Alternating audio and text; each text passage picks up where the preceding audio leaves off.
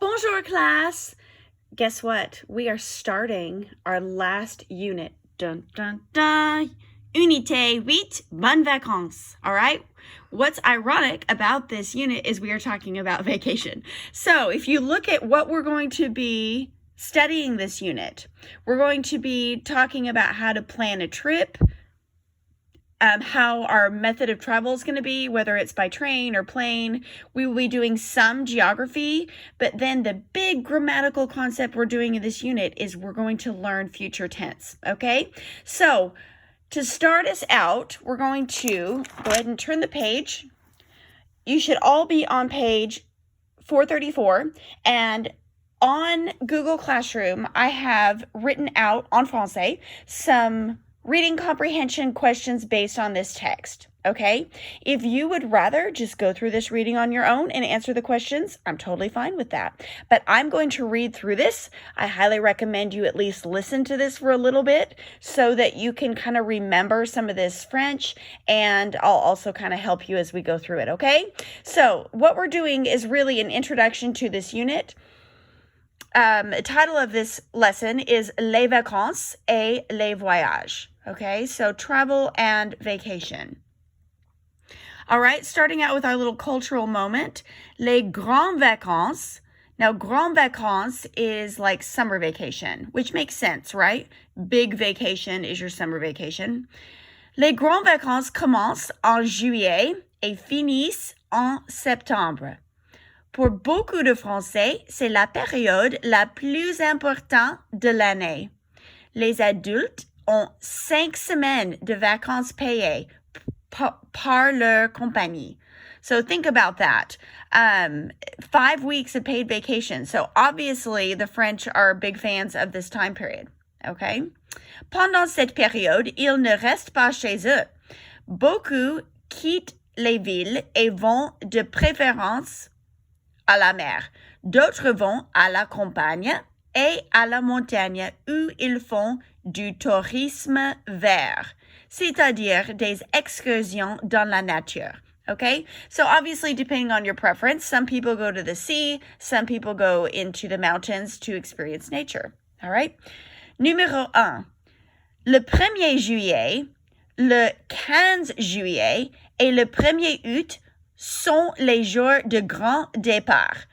Ces jours-là, des millions de Français partent en vacances par le train ou en voiture. All right? So if you're looking at les grands départs, these are all, by law, French employees receive these days off. Okay? So these are all paid vacation days. So those are obviously very common travel days. Numéro 2. À la différence des jeunes Américains, la majorité des jeunes Français ne travaillent pas pendant les vacances. En général, ils voyagent avec leurs parents.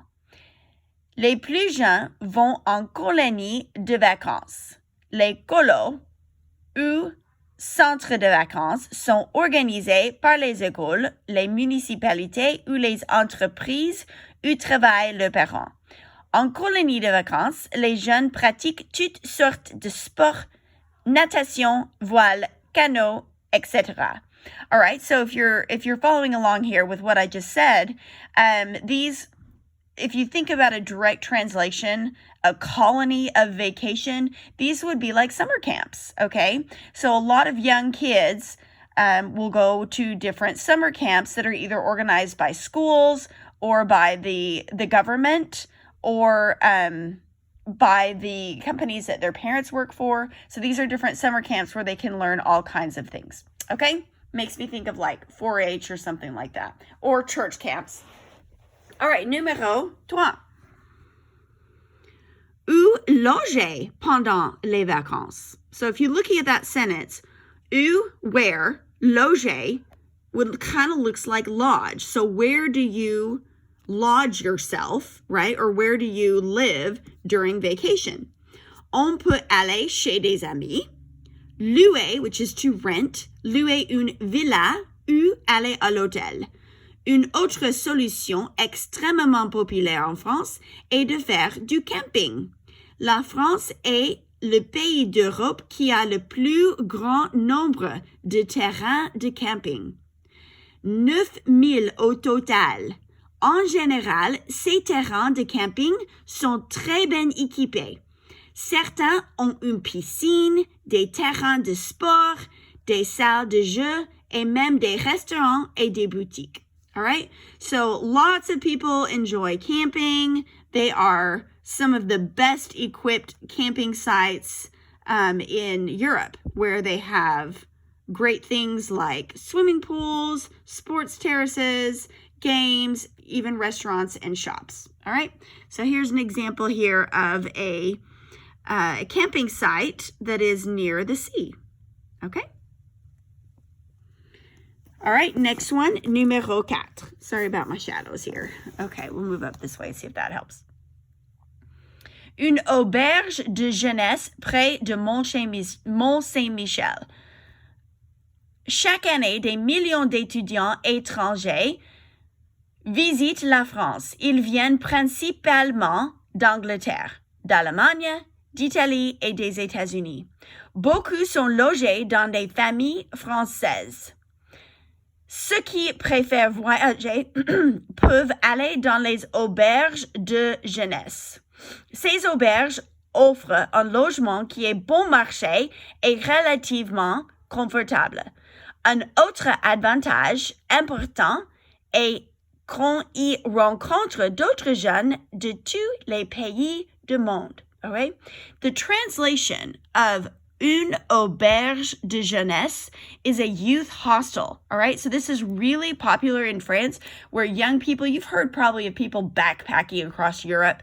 This is where young people can stay in these youth hostels, which is like a super cheap hotel for students. So these are very common in France. Numéro 5. Le TGV en gare de Lyon, okay?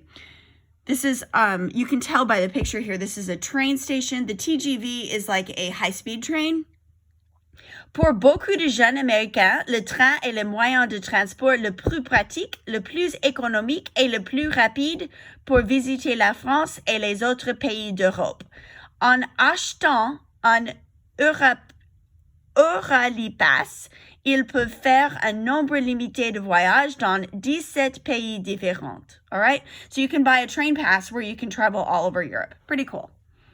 All right. So if you understood this reading, the questions that I posted will be pretty easy, but they are in French. Si vous avez des questions, please let me know. And I hope you have a fabulous day. We can all dream about traveling to France and doing all these great things. And that's what we're going to do. We're going to be planning vacations in France. We're going to be talking about where we will go, because eventually, I promise, we will go to some of these places. All right, I hope you have a très, très bonne journée. Au revoir.